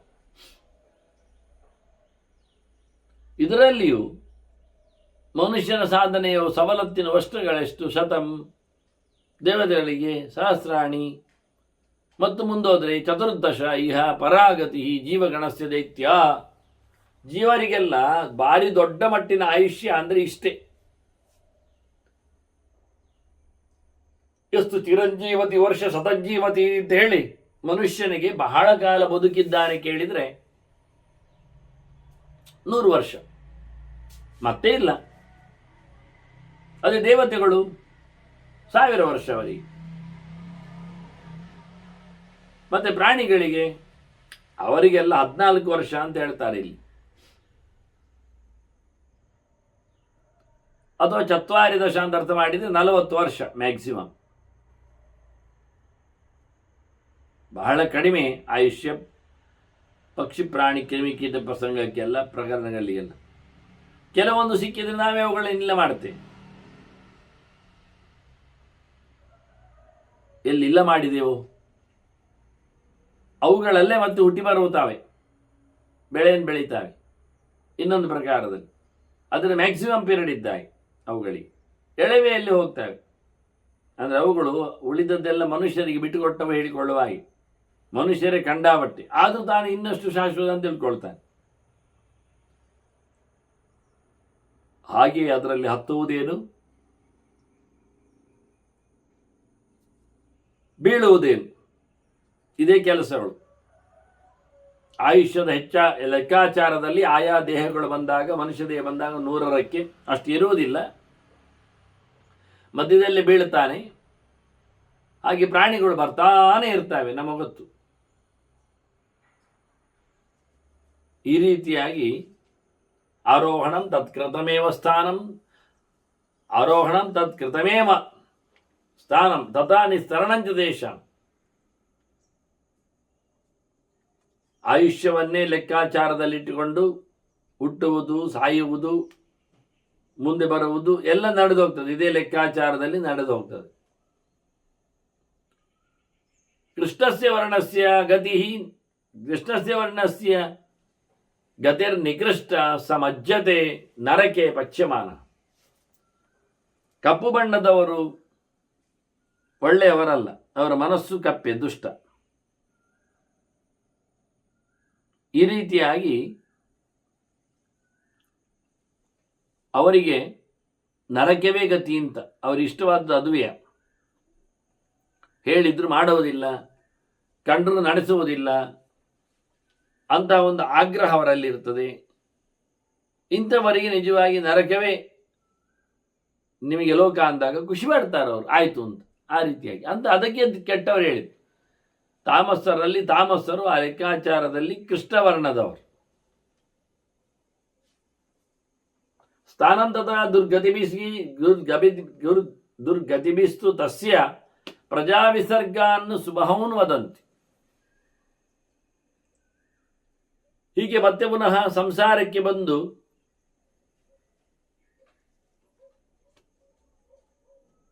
ತಿರುಗಾಡ್ಲಿಕ್ಕೆ ಇರ್ತದೆ. ಮಧ್ಯಮದವರಿಗೆಲ್ಲ ಇದೆ. ಕಪ್ಪು ಬಣ್ಣದಲ್ಲಿ ದೊಡ್ಡ ನರಕಗಳು, ಬೂದು ಬಣ್ಣಕ್ಕೆ ಸ್ವಲ್ಪ ಕಮ್ಮಿ. ಹಾಗೆ ಎರಡು ಪ್ರಕಾರದಲ್ಲಿ ಮಧ್ಯಮ ಬಣ್ಣಗಳು ರಜಸ್ಸು ಇತ್ತು. ಒಂದು ವಾಸ್ತವವಾಗಿ ವರ್ಣವಾಗಿಯೇ ಇತ್ತು, ರಕ್ತವರ್ಣವಾಗಿ, ಇನ್ನೊಂದು ನೀಲವಾಗಿತ್ತು. ಹಾಗೆ ಬಹಳಷ್ಟು ದೊಡ್ಡ ಮಟ್ಟಿನ ಸಂಸಾರದಲ್ಲಿ ಬಂದು ಹೋಗುವಂತೆ ರಾಶಿಗಟ್ಟಲೆ ಬರ್ತಾರೆ, ಇವರು ಹೋಗ್ತಾರೆ. ತತ್ ಶತಂ ಸಹಸ್ರಾಣಿ ತತಶ್ಚರಿತ್ವ ಪ್ರಾಪ್ನೋತಿ ವರ್ಣಂ ಹರಿತಂತು ಪಶ್ಚಾತ್. ಈಗೇನಾಯಿತು? 6 ಬಣ್ಣದವರಿದ್ದಾನೆ ನೆನ್ಪಿಟ್ಕೊಳ್ಳಿ. ಜೀವ ಬಂದಿದ್ದಾನೆ, ಅವನಲ್ಲಿ ಪೂರ್ವ ಸಂಸ್ಕಾರಗಳು ಏನೂ ಇಲ್ಲ, ಈಗ ತಾನೇ ಸೃಷ್ಟಿಯಾಗುವುದಷ್ಟೇ. ಅಂಥವನಲ್ಲಿ ಸೂಕ್ಷ್ಮವಾದ ಏನೊಂದು ದೇಹಗಳಿರ್ತವೆ, ಅದರಿಂದ ಅವನಿಗೆ ಸ್ವಭಾವಕ್ಕೆ ತಕ್ಕಂತೆ ಅವನದ್ದು ಸ್ವಭಾವ ಹಾಗೆ ಇರ್ತದೆ, ಅದೆಲ್ಲಿ ಹೋಗುವುದಿಲ್ಲ. ಅದಕ್ಕೆ ಅನುಗುಣವಾಗಿ ಅವನು ಕೆಲಸವನ್ನು ಮಾಡ್ತಾನೆ. ಸಾಧಕ ಹೀಗಿರ್ತಾನೆ ಕೇಳಿದರೆ, ಅವನು ಕಪ್ಪಿರ್ತಾನೋ ಕೆಂಪಿರ್ತಾನೋ ಬಿಳಿ ಇರ್ತಾನೆ ಕೇಳಿದರೆ ಕಪ್ಪೆ ಇರ್ತಾನೆ. ಶುರುವಾದ್ದಲ್ಲ ಅವನು ತಿಳ್ಕೊಂಡು ಕೆಂಪು ಮಾಡಿಕೊಳ್ಳಿಕ್ಕೆ ನೋಡ್ತಾನೆ, ತಿಳ್ಕೊಂಡು ಬಿಳಿ ಆಗಲಿಕ್ಕೆ ನೋಡ್ತಾನೆ. ತಿಳಿಯುವುದು ಅದಕ್ಕೆ ಜ್ಞಾನದಿಂದ. ಅದು ಸ್ವಭಾವಭೂತವಾದ, ಸ್ವಭಾವ ಅಭಿಭೂತವಾಗಿದೆ. ಮಾಡಲಿಕ್ಕೆ ಬಂದರೆ ಅದು ಅಭಿವ್ಯಕ್ತಿ ಆಗ್ತದೆ, ವ್ಯವಸ್ಥೆ ಆಗ್ತದೆ. ಆದ್ದರಿಂದ ಅವರು ಬಹಳ ಬಹಳ ಜನ್ಮಗಳನ್ನು ಕಳೆದ ನಂತರ ಕಪ್ಪು ಇದ್ದವರು ಸ್ವಲ್ಪ ಬಿಳಿ ಆಗ್ತಾರೆ, ಪೂರ ಬಿಳಿಯಲ್ಲ, ಬೂದು ಬಣ್ಣಕ್ಕೆ ಬರ್ತಾರೆ. ಬಹಳ ಜನ್ಮಗಳಲ್ಲಿ ಬೂದು ಬಣ್ಣಕ್ಕಿದ್ದವರು ಅವರು ನಿಧಾನಕ್ಕೆ ಡಾರ್ಕ್ ರೆಡ್ಗೆ ಬರ್ತಾರೆ. ಅಲ್ಲಿಂದ ಅವರು ಡಾರ್ಕ್ ರೆಡ್ಡಿನವರು ಲೈಟ್ ನೀಲಕ್ಕೆ ಬರ್ತಾರೆ. ಅದು ರಾಜಸವಾದ ಕೆಟಗರಿ. ಅಲ್ಲಿಂದ ಮತ್ತೆ ಸಾತ್ವಿಕ ಕೆಟಗರಿಯಲ್ಲಿ ಹಸಿರೋ ಅಥವಾ ಹಳದಿ ಆಗ್ತಾರೆ, ಕಡೆಗೆ ಬಿಳಿ ಆಗ್ತಾರೆ. ಅದು ಎಂತ ಕೇಳಿದರೆ ಸ್ವಭಾವಕ್ಕೆ ವಿರುದ್ಧ ಆಯ್ತಲ್ಲ ಕೇಳಿದರೆ, ಹಾಗಲ್ಲ. ಈಗ ದೇವರ ಬಗ್ಗೆ ಯಾರಿಗೂ ಗೊತ್ತಿಲ್ಲ ಹುಟ್ಟುವಾಗ, ಸರಿ ತಾನೆ? ಅವನು ಅಜ್ಞಾನ ಇರುವುದರಿಂದ ಅವನು ತಮಸ್ಸು ಬಣ್ಣದಲ್ಲಿಲ್ವ? ಈಗ ದೇವರ ಬಗ್ಗೆ ಗೊತ್ತಿಲ್ಲ. ಅಷ್ಟೇ ಅಲ್ಲ, ಅವನಿಗೆ ದೇವರನ್ನು ಕರೆಯುವುದು ಹೇಗೆ ಗೊತ್ತಿಲ್ಲ. ಪೆದ್ದು ಪೆದ್ದಾಗಿ ತಪ್ಪು ತಪ್ಪಾಗಿ ಗುರುತಿಸಿದರೆ ಪಾಪವೇ ಆಗ್ತದೆ, ಆಗಿದೆ. ಈ ರೀತಿಯಾಗಿ ಏನು ಗೊತ್ತಿಲ್ಲದೆ ಇರುವುದರಿಂದ ಅದನ್ನು ತಮಸ್ಸು ಅಂತ ಹೇಳೋ ಮೂಲಕ, ಸಿಕ್ಕಿದ್ದನ್ನೆಲ್ಲ ಬಿಸಾಡುವ ಮೂಲಕ ಅವನು ರಾಜಸ ಅಂತ ಅಂದಿದ್ರೆ, ಈಗ ಗೊತ್ತಾದ ನಂತರ ಅವನು ಸಿಕ್ಕಿದ್ದನ್ನು ಬಿಸಾಡೋದಿಲ್ಲ. ಅಲ್ಲಿ ದೇವರಿದ್ದಾನೆ, ದೇವರ ಪದಾರ್ಥ ಅಂತೇಳಿ ಪ್ರೀತಿಸ್ತಾನೆ. ಹೀಗಾಗಿ ಬಣ್ಣ ಬದಲಾಗುವುದು ಅಂದರೆ, ಇರುವ ಬಣ್ಣ ಬದಲಾಗುವುದು ಎನ್ನುವುದು ಸಾಧನೆಯ ಅಂಶದಲ್ಲಿ ಎನ್ನುವುದು ಸತ್ಯ. ಮತ್ತೆ ಹುಟ್ಟಿದ ಜೀವರಿಗೆ ಅವರು ಎಂಥ ಯೋಗ್ಯತೆಯವರು ಎನ್ನುವುದು ದೇವರಿಗೆ ಮೊದಲೇ ಗೊತ್ತುಂಟಾದ್ರಿಂದ ಅಲ್ಲಲ್ಲಿಗೆ ಅವರನ್ನು ಆಗಲೇ ಕಳಿಸಿಕೊಡಿ ಹೇಳಿದ್ರೆ ಮತ್ತೆ ಸೃಷ್ಟಿ ಯಾರಿಗೆ? ವಿಧಿ ನಿಷೇಧಗಳು ಎಲ್ಲಿದೆ? ಹೀಗಾಗಿ ಅದು ಸ್ವಾರಸ್ಯ ಆಗಲಿಲ್ಲ. ವಾಸ್ತವವಾಗಿ ಅದನ್ನು ಎಷ್ಟೋ ಆಡಿಸಿ ಶತಂ ಸಹಸ್ರಾಣಿ ತತಶ್ಚರಿತ್ವ ಪ್ರಾಪ್ನೋತಿ ವರ್ಣಂ ಹರಿತಂತ ಪಶ್ಚಾತ್. ಮತ್ತು ನಿಧಾನಕ್ಕೆ ಅವನು ಬಣ್ಣ ಬದಲಾಯಿಸಿಕೊಳ್ತಾನೆ. ಅಲ್ಲಿಂದ ಮುಂದಕ್ಕೆ ಸಹ ಲೋಹಿತಂ ವರ್ಣಮಾಪ್ನೋತಿ ನೀಲಾತ್ ಮನುಷ್ಯಲೋಕೆ ಪರಿವರ್ತತೆ ಚ. ಕಪ್ಪಿನಲ್ಲಿ ಕಡು ಕಪ್ಪು ಎನ್ನುವುದು ಬಹಳ ದೊಡ್ಡ ನರಕಾದ್ಯ ಅರ್ಥ. ಸ್ವಲ್ಪ ಲೈಟ್ ಕಪ್ ಎನ್ನುವುದು ಧೂಮ್ರವರ್ಣ ಎನ್ನುವುದು ನರಕಾದ್ಯನರ್ಥ. ಅಲ್ಲಿಂದ ಮುಂದಕ್ಕೆ ಅವನು ಕೆಂಪಿಗೆ ಬರ್ತಾನೆ, ನೀಲಕ್ಕೆ ಬರ್ತಾನೆ, ಭಾರಿ ನೀಲಕ್ಕೆ. ಅಂದರೆ ಕಪ್ಪು ಕಳೆಯುವುದಷ್ಟೇ, ಕೆಂಪು ಆಗಲಿಲ್ಲ. ಒಂದು ದೃಷ್ಟಿಯಿಂದ ಪರ್ಪಲ್ ಕಲರ್ ಎಲ್ಲ ಬರುವ ಹಾಗೆ ಹೇಳಬಹುದು. ಕೆಲವೊಮ್ಮೆ ಕಂಠಾಬಟ್ಟೆ ನೀಲಿ ಇರ್ತದೆ, ಅದು ಒಂಥರ ಪರ್ಪಲ್ ಆಗಿ ಕಾಣ್ತದೆ, ಈ ಪ್ಯಾರೆಟ್ ಕಲರಲ್ಲಿ ಇದ್ದ ಹಾಗೆ ಕೆಲವೊಮ್ಮೆ. ಹಾಗಾದ ಅತ್ತ ಕಪ್ಪು ಇದೆ, ಧೂಮ್ರವೂ ಇದೆ, ಅಲ್ಲ ನೀಲಿಯೂ ಹೌದು. ಅದು ನೆತ್ತರಿನ ಬಣ್ಣಕ್ಕೂ ಸ್ವಲ್ಪ ಬರ್ತದೆ. ಹಳಸಿದ ನೆತ್ತರ ಬಣ್ಣ ಆಗುವಾಗ ಮೆಜೆಂಡಾಕ್ಕೆ ಹೋದಾಗ ಸ್ವಲ್ಪ ಅದು ನೀಲದಲ್ಲಿ ಆತು ಬೀಳ್ತದೆ. ಹಾಗಾಗಿ ನಿಧಾನಕ್ಕವ ಆ ಬಣ್ಣಕ್ಕೆ ಬರ್ತಾನೆ, ಕಪ್ಪು ಹೆಚ್ಚು ಉಳ್ಳ ಕೆಂಪು ಬಣ್ಣಕ್ಕೆ ಬರ್ತಾನೆ. ಅಲ್ಲಿಂದ ಮುಂದಕ್ಕೆ ಕೆಂಪಿಗೆ ಬರ್ತಾನೆ. ಸಾಧನೆ ಮಾಡ್ತಾ ಸಾವಿರಾರು ವರ್ಷ. ಈಗೇನಾಯ್ತು, ಅವನು ಮನುಷ್ಯ ಲೋಕದಲ್ಲಿ ವಿಹಾರ ಮಾಡ್ತಾ ಇದ್ದೇನೆ. ಈಗ ನರಕಗಳನ್ನೆಲ್ಲ ತಪ್ಪಿಸಿಕೊಂಡಿದ್ದಾನೆ, ಸ್ವಲ್ಪ ಬಣ್ಣ ಲಾಯ್ಕಾಗಿದೆ ಅವನು. ಇನ್ನೂ ಮುಂದಕ್ಕೆ ಅಲ್ಲಿಂದ ಮನುಷ್ಯ ಲೋಕದಲ್ಲಿ ಕೆಲಸ ಮಾಡಿ ಸಾಧನೆಗಳನ್ನು ಮಾಡಿ ಅಲ್ಲಿಂದ ಮುಂದೆ ತದಸ್ಸ ಹಾರಿದ್ರಮಪೈತಿ, ಅಲ್ಲಿಂದ ಬಿಳಿಯ ಹತ್ತಿರಕ್ಕೆ ಬರ್ತಾನೆ. ಹಸಿರು ಹಳದಿಗೆ ನೆಲೆಗೊಳ್ತಾನೆ. ಹಸಿರು ಹಳದಿ ಎನ್ನುವುದು ಸಾತ್ವಿಕ ಕೆಟಗರಿಯಲ್ಲಿ ಒಂದು ಬಣ್ಣ, 6ರಲ್ಲಿ. ಅಲ್ಲಿಂದ ಮುಂದಕ್ಕೆ ಬಿಳಿ ಬಣ್ಣಕ್ಕೆ ಬರುವುದು. ತದಸ್ಸ ಹಾರಿದ್ರಮಪೈತಿ ವರ್ಣಂ ಸಂಹಾರ ವಿಕ್ಷೇಪ ಶತೇ ವ್ಯತೀತೆ. ಸೃಷ್ಟಿ ಸಂಹಾರ 1000 ಗಟ್ಟಲೆ 100 ಗಟ್ಟಲೆ ಎಲ್ಲ ಆಗಿದೆ, ಒಮ್ಮೆಲೆ ಅಲ್ಲ. ಇದು ಜನ್ಮ, ಒಂದು ಜನ್ಮದಲ್ಲಿ ಬಣ್ಣ ಬದಲಾಗುವುದಿಲ್ಲ. ಅದು ನಿರಂತರವಾಗಿ ಗಟ್ಟಿಯಾಗಬೇಕಾದ್ರೆ.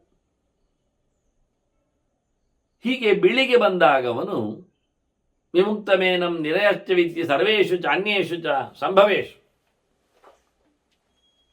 ಕಪ್ಪು 2ರ ಮುಖ್ಯವನ್ನು ಬಿಟ್ಟಾಗಲೇ ಅವನು ಮನುಷ್ಯ ಲೋಕದಲ್ಲಿ ತಿರುಗ್ತಾನೆ, ನರಕವನ್ನು ಪಡೆಯುವುದು ಕಮ್ಮಿ ಆಗ್ತಾನೆ. ಆಗಲೇ ಅವನಿಗೆ ಬೇಕಾದ ಅರಿವು ಭಗವಂತನದ್ದು ಬಂದಿದೆ ಅಂತ ಅರ್ಥ. ಮೆಟೀರಿಯಲ್ ಸೈನ್ಸ್, ಭೌತವಾದ ವಿಜ್ಞಾನವು ಅವನಿಗೆ ಗೊತ್ತಿದೆ ಅಂತ ಅರ್ಥ. ಆಗ ವಿರೋಧಿಸ್ತಾ ಇಲ್ಲ, ವಿರುದ್ಧವಾಗಿಲ್ಲ. ಮುಂದೆ ಸತ್ವಪ್ರಚುರನಾದಾಗ ಅವನು ಅದ್ದೂರಿಯಾಗಿ ಎಲ್ಲವನ್ನು ಬಿಟ್ಟಿರ್ತಾನೆ. ನರಕಾದ್ಯ ಅನರ್ಥಗಳಿಗೆ ಭಾಗಿ ಆಗುವುದೇ ಇಲ್ಲವ. ಮತ್ತೆ ಮತ್ತೆ ಬಂದಾಗಲೂ ಒಳ್ಳೆಯತನದಲ್ಲಿಯೇ ಬೆಳೀತಾನೆ. ಹಾಗೆ ಸತ್ವ ಹೆಚ್ಚಾದಾಗ ಅವನಿಗೆ ಸ್ವರ್ಗವೂ ಸಿಗ್ತದೆ. ನರಕ ಹೇಗೆ ತಪ್ಪಾದಾಗ ಸಿಕ್ಕಿದೆಯೋ, ಮತ್ತೆ ಒಳ್ಳೆದು ಹೆಚ್ಚಾದಾಗ ಸ್ವರ್ಗಕ್ಕೆ. ಸದೇವಲೋಕೆ ವಿಹರತ್ಯಭೀಷ್ಟಂ ತತಶ್ಚಿತೋ ಮಾನುಷ್ಯತಾಮುಪೈತ್. ಅಲ್ಲಿ ತಿರುಗಿದ ನಂತರ ಮತ್ತೆ ಪುನಃ ಮನುಷ್ಯ ಲೋಕಕ್ಕೆ ಬರ್ತಾನೆ, ಮತ್ತೆ ಸಾಧನೆ ಹೆಚ್ಚು ಮಾಡಲಿಕ್ಕೆ, ಇನ್ನು ಶುದ್ಧ ಸತ್ವನಾಗಲಿಕ್ಕೆ. ಇನ್ನಷ್ಟು ಸತ್ವದಲ್ಲಿ ಬಹಳಷ್ಟು ಕೆಟಗರಿ ಉಂಟು. ಇದು ಮನುಷ್ಯ ಲೋಕದಲ್ಲಿ ಮಾತ್ರ ಇದ್ದವರಿಗೆ ಹೇಳಿದ್ದ ಲೆಕ್ಕ. ಅವರ ಲೆಕ್ಕಾಚಾರದಲ್ಲಿ ಅವರು ಕೇವಲ ಸಾತ್ವಿಕರು. ಅವರಲ್ಲಿ ಬಹಳಷ್ಟು ವೆರೈಟಿ ಸಾತ್ವಿಕತನ ಉಂಟು. ನಾವು ತಿಳ್ಕೊಂಡಾಗೆ ಕೇವಲ ಅವರು ಸಾತ್ವಿಕರು ರಾಜಸ ತಾಮಸರು ಮಾತ್ರ ಅಲ್ಲ. ರಾಜಸರ ಕೆಟಗರಿ ಮನುಷ್ಯರಲ್ಲಿ ಬರುವುದಾದ್ರಿಂದ ಹಾಗೆ ತಿಳ್ಕೊಂಡಾಗ ರಾಜಸ ತಾಮಸರು ಅಂದರೆ ಮನುಷ್ಯರು, ರಾಜಸರು ಅಂದರೆ ಮಧ್ಯಮರು, ತಾಮಸರು ಅಂದರೆ ಕೆಳಗಿನವರೇ. ತಾಮಸರ ಬಗ್ಗೆ ಪೂರ ಕೆಳಗೆ, ಅದು ಲೆಕ್ಕಾಚಾರ ಇಲ್ಲ. ಹಾಗಾಗಿ ಇವನು ಒಳ್ಳೆಯದು ಮಾಡಿದವ ಲೇವಲೋಕದಲ್ಲಿ ತಿರುಗುತ್ತಾನೆ. ಅಲ್ಲಿಂದ ಮತ್ತೆ ಮನುಷ್ಯ ಲೋಕಕ್ಕೆ ಬೀಳುತ್ತಾನೆ. ತತಃ ಎಂಥದ್ದು ಕ್ಷೀಣೆ ಪುಣ್ಯ ಮರ್ತಲೋಕಂ ವಿಶಾಂತಿ ಅನ್ನುವಾಗಿ ಇಲ್ಲಿ ಬಂದು ಪ್ರಾಣಿಯಾಗುವುದಿಲ್ಲ, ಮನುಷ್ಯನಾಗ್ತಾನೆ. ಕಪ್ಪು ಬಣ್ಣದವರು ನರಕಕ್ಕೆ ಹೋಗ್ತಾರೆ. ಸಾಧನೆ ಮಾಡುವಾಗ ಕಪ್ಪು ಬಣ್ಣದವರು ಕ್ರೂರ ಪ್ರಾಣಿಗಳಾಗಿರ್ತಾರೆ. ಕಪ್ಪು ಬಣ್ಣಕ್ಕಿಂತ ಸ್ವಲ್ಪ ಕೆಂಪು ಬಣ್ಣಕ್ಕೆ ತೆರಳಿದವರು, ಕಂದು ಬಣ್ಣಕ್ಕೆ ಬಿದ್ದವರು, ಅತ್ತ ಸ್ವಲ್ಪ ತೀರ್ಥಸ್ಥಾನವೂ ಇದುಂಟು ಅವರಿಗೆ. ಇತ್ತ ಅವರಿಗೆ ಕ್ರಿಮಿಕೀಟಗಳ ಯೋನಿಗಳು ಬರ್ತವೆ. ಅಂದರೆ ಕಪ್ಪು ಬಣ್ಣದವ, ಗಾಢ ಕಪ್ಪು ಬಣ್ಣದವ ದೊಡ್ಡ ನರಕವನ್ನು ಪಡಿತಾನೆ. ಸೃಷ್ಟಿಯಲ್ಲಿ ಕ್ರೂರ ಪ್ರಾಣಿಗಳೆಲ್ಲ ಆಗ್ತಾನೆ. ಸ್ವಲ್ಪ ಕಡು ಕಪ್ಪು ಬಣ್ಣದವ ಕೆಲವು ಸಣ್ಣ ಪುಟ್ಟ ನರಕಗಳನ್ನು ಪಡಿತಾನೆ. ಲೋಕದಲ್ಲಿ ಸೃಷ್ಟಿ ಬಂದಾಗ ಮನುಷ್ಯನಾಗಿ ಬರುವುದಿಲ್ಲ, ಮರಮಟ್ಟುಗಳು, ಕ್ರಿಮಿಕೀಟಗಳು, ಪ್ರಾಣಿ ಪಕ್ಷಿಗಳು, ಹಾವು ಅರಣ್ಯಗಳೆಲ್ಲ ಆಗ್ತಾನೆ. ಇದು ಕಪ್ಪಿನವರದ್ದು. ಕೆಂಪಿನಲ್ಲಿ ಎರಡು ಕ್ಯಾಟಗರಿಯಲ್ಲಿ, ನೀಲಿ ಮತ್ತು ಕೆಂಪಿನಲ್ಲಿ ಅವರು ಸಹ ಅವರು ಮಧ್ಯಮರು. ಅವರು ಹೆಚ್ಚಾಗಿ ಪ್ರಾಣಿ ಪ್ರಪಂಚವನ್ನು ಪಡಿತಾರೆ, ನರಕವನ್ನು ಪಡಿತಾರೆ, ಕಮ್ಮಿ ಮಟ್ಟಿನಲ್ಲಿ ಅಷ್ಟೆ, ಪೂರ ಜಾಸ್ತಿ ಅಲ್ಲ. ಯಾಕೆಂದರೆ ಅದು ಮನುಷ್ಯ ವರ್ಗಕ್ಕೂ ಸೇರುವುದರಿಂದಲ್ಲಿ ಅವರು ಹೆಚ್ಚಾಗಿ ಮನುಷ್ಯರಾಗಿಯೇ ಹುಟ್ಟುವುದು ಈ ಲೋಕಕ್ಕೆ ಬಂದಾಗ. ಇನ್ನಾಚೆ ಪೂರ್ಣ ಶುಕ್ಲಪದವರು, ಬಣ್ಣದವರು, ಅವರು ಮೊದಲಿಂದಲೇ ದೇವಲೋಕದಲ್ಲಿ ಆರಾಮವಾಗಿ ತಿರುಗಲಿಕ್ಕಿದ್ದಾರೆ. ಹುಟ್ಟಿದರೂ ಮನುಷ್ಯರ ದೊಡ್ಡತನ ಈ ಸಂಗತಿಯಲ್ಲೇ ಹುಟ್ಟಿ ಬರ್ತಾರೆ ಅವರು. ಹಾಗೆ ಸಾಧನೆ ಮಾಡಲಿಕ್ಕಿಲ್ಲಿ ಮುಂದೆ ಮಾಡ್ತಾ ಮನುಷ್ಯರಾಗಿ ಸಾಧನೆ ಮಾಡ್ತಾ ಮಾಡ್ತಾ ಅಮೃತತ್ವಮೇತಿ ಮೋಕ್ಷವನ್ನು ಪಡೆಯಲಿಕ್ಕೆ ಸಮರ್ಥರಾಗ್ತಾರೆ. ಮತ್ತೆ ಇವ ಕೆಟ್ಟವ, ಅವು ಎಲ್ಲಕ್ಕಿಂತ ಹೊರಗೆ ಉಳಿದವ. ಸೋಸ್ಮಾದತ ಭ್ರಶ್ಯತಿ ಕಾಲಯೋಗಾತ್, ಕಾಲನ ಸಂಬಂಧದಿಂದಾಗಿ, ಕಪ್ಪಿನ ದಶೆಯಿಂದಾಗಿ, ಎರಡು ಅರ್ಥದಲ್ಲಿ ಅವನು ಕೃಷ್ಣೇ ತಲೆ ತಿಷ್ಠತೆ ಸರ್ವ ಕೃಷ್ಣೆ, ಅತ್ಯಂತ ನಿಕೃಷ್ಟವಾದ ವಸ್ತು ಆದ್ದರಿಂದ 6 ಬಣ್ಣದಲ್ಲಿ ಅತ್ಯಂತ ಕೆಳಗೆ ತಲೆ ತಿಷ್ಠತೆ, ನೆಲಗಚ್ಚಿರ್ತದೆ ಎಂದು ಹೇಳಿಕೊಳ್ಳುವ ಹಾಗೆ. ಸಂಶ್ರಿತ್ಯ ಆಧಾವಧಿ ಶುಕ್ಲಮೇತಂ, ಶುದ್ಧವಾದ ಸತ್ವದ ಉಡುಗೊರೆಯಲ್ಲಿ ಅವರದನ್ನು ಬಳಸಿಕೊಂಡು ಬದುಕನ್ನು ನಡೆಸಿಕೊಟ್ಟದ್ರಿಂದ ಆಹಾರದಲ್ಲಿ, ಚಿಂತನೆಯಲ್ಲಿ, ಎಲ್ಲ ವಿಷಯದಲ್ಲಿ ಬಿಳಿಯನ್ನು ಅವರು ಆಶ್ರಯಿಸಿಕೊಂಡದ್ರಿಂದ, ಬಿಳಿಯಾದ್ದರಿಂದ ಅವರು ಗಡಿಬಿಡಿ ಮಾಡ್ತಾ ಇದ್ದಾರೆ.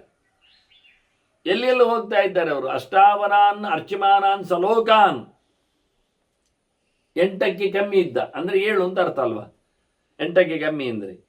ಹಾಗಾಗಿ 7 ಲೋಕಕ್ಕೆ ಅವರು ಹೋಗ್ತಾರೆ. ಮೇಲಿನ 7 ಲೋಕಗಳು ಅನುಕೂಲ ಆಗಿರ್ತವೆ, ಅಲ್ಲಿರ್ತಾರೆ, ಅದನ್ನು ನಾಶ ಮಾಡೋದಿಲ್ಲ. ಅಲ್ಲಿ ಉಳಿದವರ ಜೊತೆಯಲ್ಲೇ ಇರ್ತಾರೆ, ಕಾಣಲಿಕ್ಕೆ ಸಿಗುವ ಹಾಗೆ. ಅದನ್ನು ಅವಧಾತು ಅನ್ನೋ ನೆಲೆಯಲ್ಲಿ ಅವರು ಪ್ರವೇಶ ಮಾಡುವ ರೀತಿಯಲ್ಲಿ, ಅವರ ಚಿಂತನೆ ಓಂಕಾರವನ್ನು ಮಾಡಿಕೊಂಡ ರೀತಿಯಲ್ಲಿ ಅವರು 8ಕ್ಕಿಂತ ಕಮ್ಮಿ ಉಂಟು ಒಂದು ಸಪ್ತರ್ಷಿಗಳ ಲೋಕವನ್ನು, ಅಷ್ಟೆತ್ತರದ ಲೋಕಗಳಿಗೆಲ್ಲ ತಮ್ಮ ಸಂಚಾರ ಮಾಡುತ್ತಾರೆ, ಪಡಿತಾರೆ. ಈ 7 ಲೋಕವನ್ನು ಗೆಲ್ತಾರೆ. ಮೇಲಿನ 7 ಲೋಕ ಅಷ್ಟಾವರಾನಂದ, ಕೆಳಗಿನದ್ದು 8 ಕಮ್ಮಿ ಲೋಕಗಳು, 8 ಲೋಕಗಳು ಕೆಳಗೆ. ಅಂದರೆ ಭೂಮಿ ಎನ್ನುವುದು ಕೆಳಗಿನ 7 ಲೋಕ. ನಾವು ಯಾವ ರೀತಿಯನ್ನು ಹೇಳುವಾಗ ಭೂಹು ಭುವಃ ಸುವಃ ಮಹಾಜನಃ ತಪಃ ಸತ್ಯಂ ಹೇಳಿ ಮೇಲಿನ 7 ಲೋಕಗಳಲ್ಲಿ ಭೂಮಿ ಎನ್ನುವುದು ಉಂಟು. ಇನ್ನು ಕೆಳಗೆ ಅತಲ ವಿತಲ ಸುತಲ ತಲಾತಲ ಮಹಾತಲ ರಸಾತಲ ಪಾತಾಳ ಅಂತ ಅತಲದಿಂದ ಶುರು.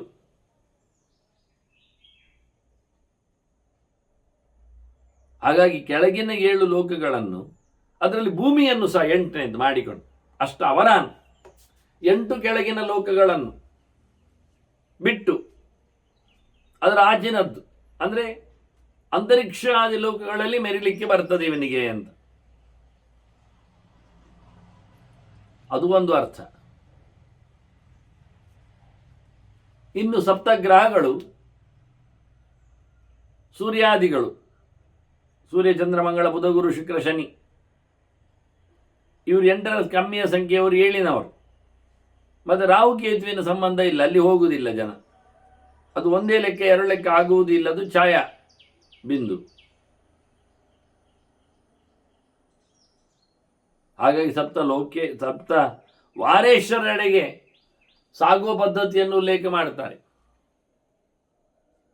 ಇನ್ನೂ ನೋಡಿದ್ರೆ ಹೇಳ್ತಾರೆ ಅವರು, ಸಂಶ್ರಿತ್ಯ ಆದಾವಧಿ ಶುಕ್ಲಮೇಧಂ ಅಷ್ಟಾವರಾನ್ ಅರ್ಚಮಾನಾನ್ ಸಲೋಕಾನ್, ಮತ್ತು ಅದರೊಟ್ಟಿಗೆ ಅಷ್ಟೌಚ ಷಷ್ಟಿಂಚ ಶತಾನಿ ಚೈವ ಅಂತ 8ರ ಲೋಕಕ್ಕೂ ಹೋಗ್ತಾನಲ್ಲ, ಉಂಟಲ್ಲ ಮತ್ತೆ 8 ವಸುಗಳತ್ತು.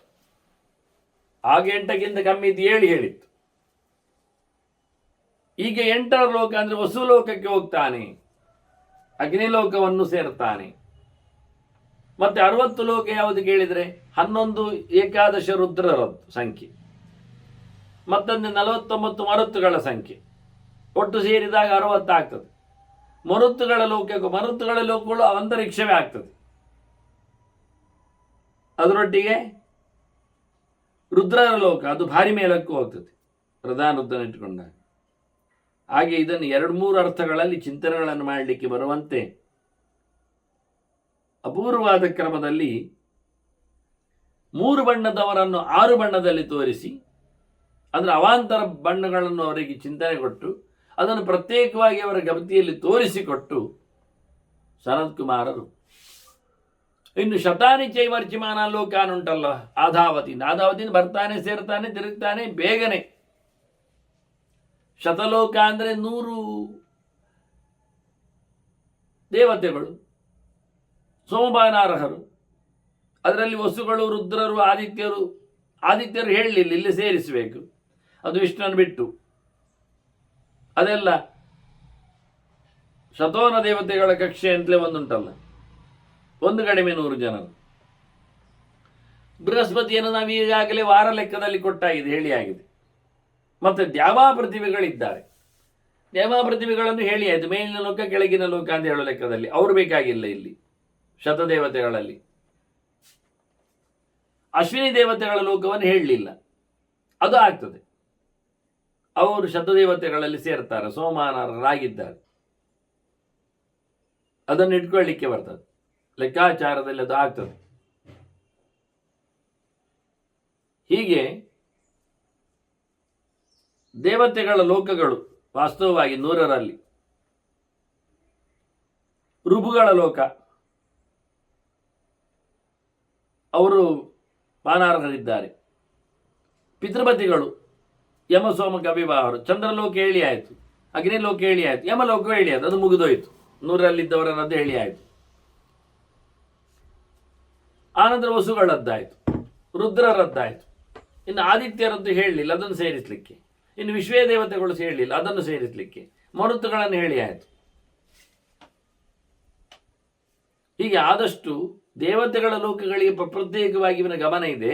ಅದೇನು ಮನೋನುರುದ್ಧಾನ್, ಸಾಯುವಾಗ ಯಾವ ಲೆಕ್ಕಾಚಾರದಲ್ಲಿ ಲೆಕ್ಕ ಮಾಡಿಕೊಳ್ಳಿದ್ದಾನೆ, ಯೋಚನೆ ಮಾಡಿದ್ದಾನೆ, ಆಯಾ ಲೋಕಗಳಿಗೆ ಹೋಗ್ತಾನೆ.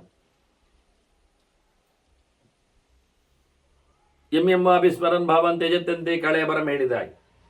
ಹೀಗಾಗಿ ಶುದ್ಧ ಸತ್ವರಿಗೆ ಮಾತ್ರ ಇಂತಹ ಒಂದು ಚಿಂತನೆಗಳು ಬರುವಂಥದ್ದು. ಅವರಿಗೆ ಮನಸ್ಸಿಗೆ ಅಡೆತಡೆ ಇಲ್ಲದೆ ಅಂತಹ ಲೋಕಗಳನ್ನು ಅವರು ಸೇರ್ತಾರೆ. ಮಹಾದ್ವಿತೀನ ಮಹಾತ್ಮರಿದ್ದಾರೆ ಅವರೆಲ್ಲ, ಅಂತಹ ಲೋಕಗಳನ್ನೆಲ್ಲ ಪ್ರವೇಶ ಮಾಡ್ತಾರೆ ಅನ್ನೋದು ಉಲ್ಲೇಖ ಮಾಡ್ತಾ, ಈ ಪ್ರವೇಶ ಎನ್ನುವುದು ಷಷ್ಠಸ್ಯ ವರ್ಣಸ್ಯ ಪರಾಗತಿರಿಯ ಸಿದ್ಧ ವಿಶುದ್ಧಸ್ಯ ಗತಕ್ಲಮಸ್ಯ. ಇದು 6ನೆಯ ಬಣ್ಣಕ್ಕೆ ಹೇಳಿದ್ ನಾವು.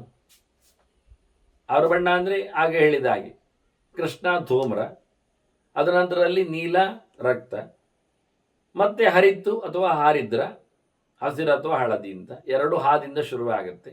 2 ಒಂದೇ ಅರ್ಥದಲ್ಲಿ ನಿಂತಿದೆ. ಬಿಳಿ 6ನೇದು ಲಾಸ್ಟ್ ಶುದ್ಧ ಬಿಳಿ. ಹಾಗೆ ಶುದ್ಧ ಬಿಳಿಯವರ ಗತಿ ಇದನ್ನು ಉಲ್ಲೇಖ ಮಾಡಿದ್ದು ನಾವು. ಅವರದ್ದು ಶುದ್ಧವಾದ ಗತಿಯು ಇರ್ತದೆ.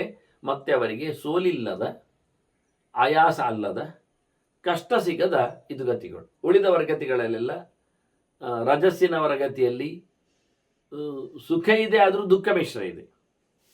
ಕಪ್ಪು ಗತಿಯಲ್ಲಿ ಸುಖವೇ ಇಲ್ಲ, ದುಃಖವೇ ಇದೆ. ಶುದ್ಧ ಗತಿಯಲ್ಲಿ ಪರಿಶುದ್ಧ ಗತಿ ಇದರಲ್ಲಿ ದುಃಖ ಇಲ್ಲ ಅಂತ.